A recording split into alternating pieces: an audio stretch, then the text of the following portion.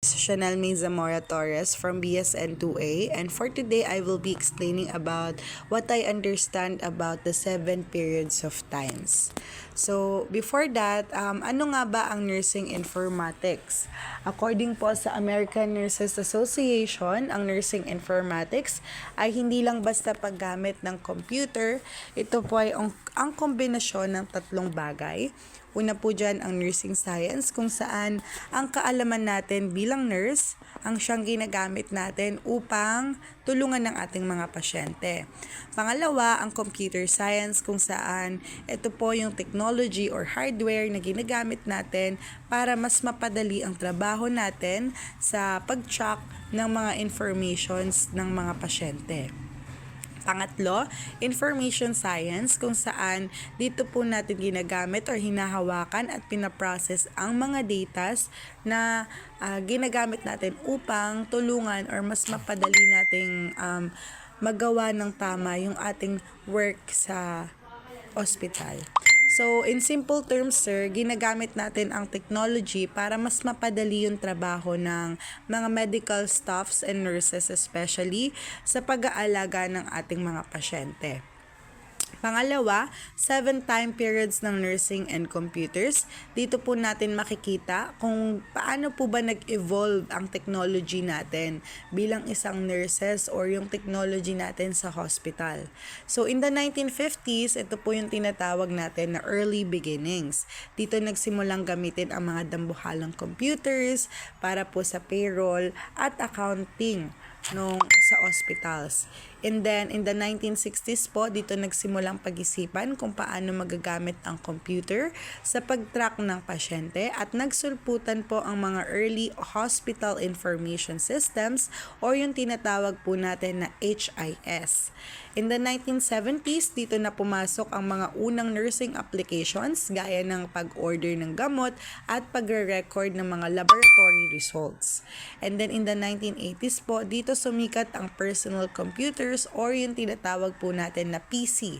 Dito nabuo ang term na nursing informatics at dito na rin po naging officially specialty ito sa nursing.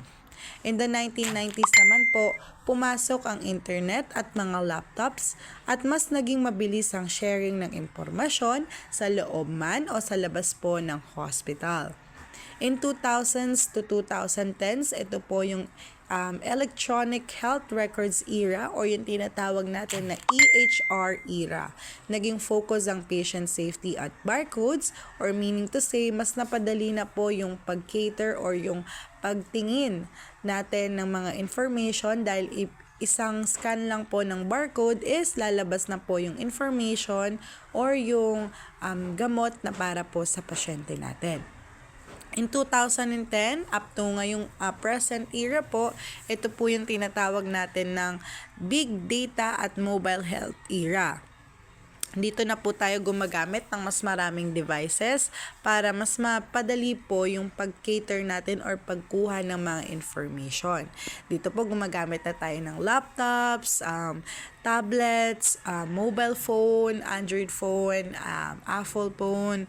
And dito na rin po natin ginagamit si artificial intelligence or yung tinatawag natin na AI. Ito po, si AI, ginagamit po natin siya para sa health analytics. And then, meron po tayong tinatawag na 4 na major nursing applications. Saan po ba dapat talaga natin ginagamit ang computer sa nursing? Meron po tayong 4 na aspeto. Nursing practice, dapat direct care sa pasyente, yung EHR, charting, monitoring, and drug administration. Pangalawa, nursing administration, paano po ba natin i-manage ang staff, scheduling, dapat, budget, performance reports, under po yan ng nursing administration. Pangatlo, nursing education, ang pag-aaral po or ang online classes, simulations, or e-learning na under po yan ng nursing education. Pang-apat, nursing research, ang paghahanap po ng data para mapatunayan na ang mga bagong nursing techniques ay makakatulong po sa ating mga pasyente. Ibig sabihin, dapat po ang nursing research natin or ang mga bagong nursing techniques na matututunan natin ay evidence-based practice siya. And then, meron po tayong nursing initiatives at standards. So, para po masiguradong safe at pare-pareho ang ginagawa ng mga nurses or mga medical staffs, may mga sinusunod po tayong rules. Si American Nursing Association po or si JCAHO or yung Joint Commission, sila po yung mga police or yung mga taga-check ng standards upang masiguro po na ang paggamit ng computers ay nakakatulong sa safety and quality care para po sa ating mga pasyente. And then, meron din po tayong nursing data standards. Kailangan po sa nursing data standards pare-pareho ang wika or yung mga terms na ginagamit natin sa computer para hindi po tayo magkalituhan. Next, ang mga healthcare data standards organizations.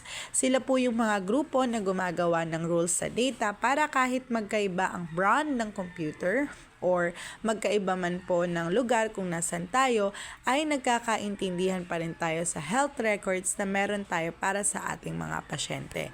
Meron po tayong ANSI or ISO. Sila po yung nagsiset ng international standards para po sa medical practice. Meron naman po tayong tinatawag na SNOMED. Isa po siyang malaking diksyonaryo kung saan meron po tayong madaming medical terms para sa mas standardize yung mga terminology na ginagamit natin. And the last one is the NCVHS kung saan nagpapayo or sila po yung nagpapayo sa ating mga government officials or government agencies tungkol sa health data policy. So, yun po yung mga bagay na pwede nating magamit. So, in summary, ang nursing informatics po ay ang tulay po sa pagitan ng nursing care at modern technology. Hindi lang ito tungkol sa marunong mag-computer lang, kundi dapat tungkol din po sa paggamit ng data para mas mapabilis ang paggaling or mas mapagaan po yung paggaling at mas mapagaan po ang trabaho ng ating mga nurses at pasyente. Yun lamang po at maraming salamat.